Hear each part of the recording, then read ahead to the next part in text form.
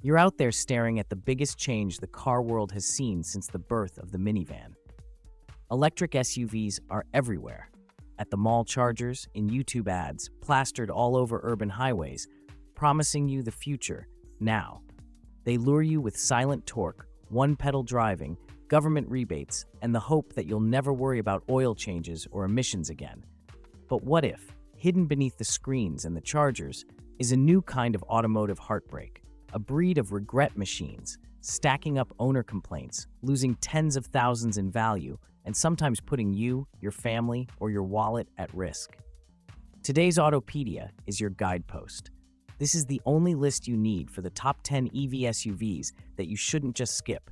You should make sure your friends and family avoid too.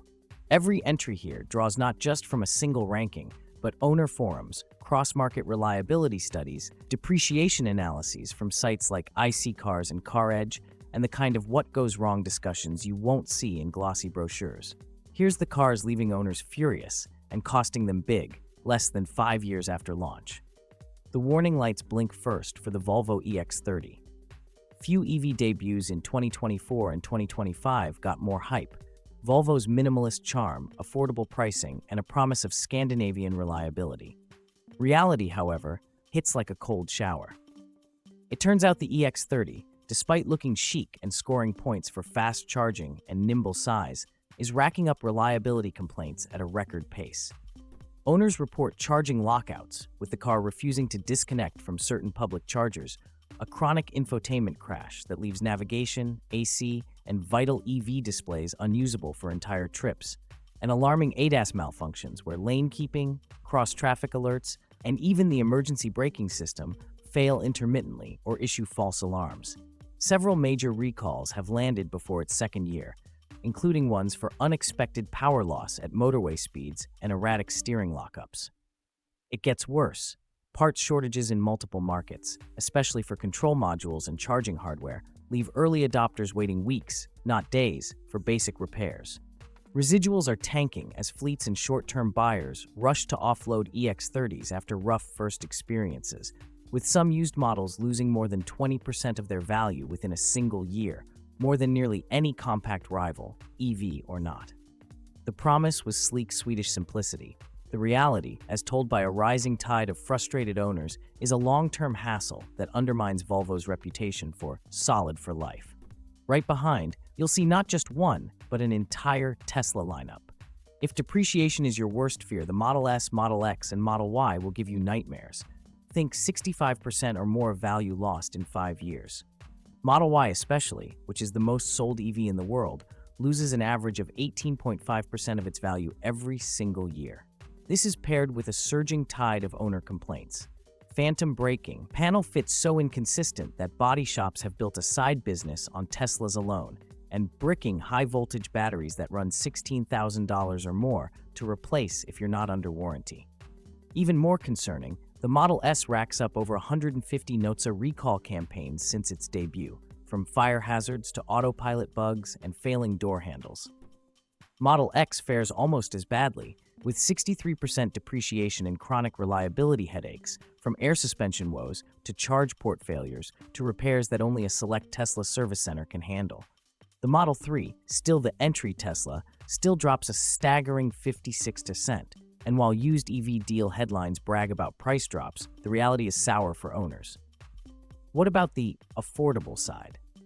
There's the Hyundai Ioniq 5 and Ioniq 6, lauded by critics, adored for their styling, but plagued by more than 52 recalls between them, high-voltage system malfunctions, total shutdowns during driving, and a nagging collection of software and charging cable bugs.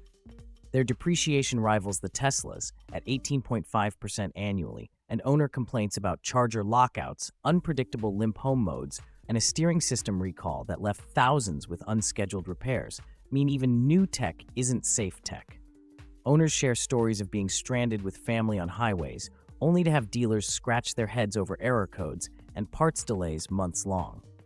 Don't believe Korea is alone. Kia's Soul EV and Nero EV both score high for buyer's remorse in virtually every region. The Soul Electric, discontinued in many markets, is a depreciation disaster, and real-world owners lament the shrinking service networks, dead navigation radios, and the looming threat that if you do need a battery outside warranty, your resale drops to zero. The MG5 EV, particularly in Europe and the UK, is a great lesson in cheap now, costly later. Averaging 17% or more depreciation per year, software that's known for freezing mid-trip, and recall campaigns for battery risk and stalling, it's viewed as a bargain bin risk by used car buyers. Driver forums are full of frustrated owners begging for parts that seem to never arrive, or reporting won't start errors more common in pre-production beta testers than in a car that costs 3 years' salary. Perhaps most shocking, brands you thought were premium are falling into the long-term regret column.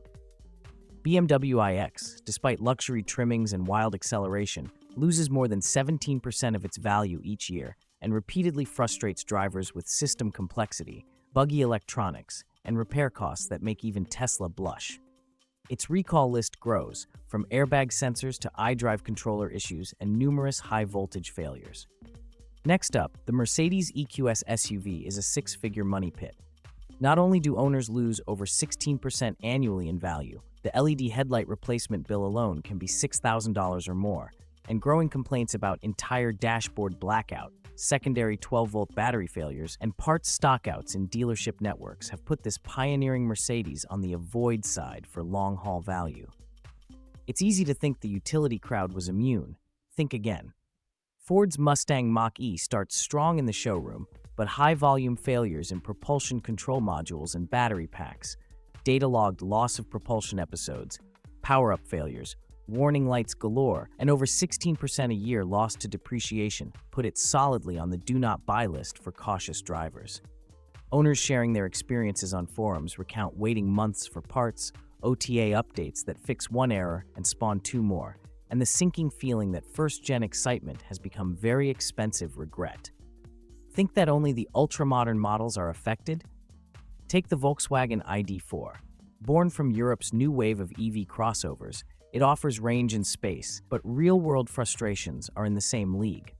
Controller shutdowns at highway speeds, a constant stream of warning messages, and, once out of warranty, repair bills that match the sticker price of a late-model Golf. Its depreciation hovers at over 16% per year, and the news is littered with stories of buyers struggling to find anyone who will take a used one off their hands. And for an unfortunate capstone, take the Fiat 500e. Yes, it's city-sized and cute, but the realities are harsh. 7 recall campaigns in just the last 24 months, short range that degrades rapidly in its third year, and a depreciation rate of over 17% annually. Used buyers in Europe and the US report infotainment blackout, key fob failures, and vanishing dealer support as Fiat's own electric ambitions stall in major markets. The thread that runs through all these stories is more than just bad luck.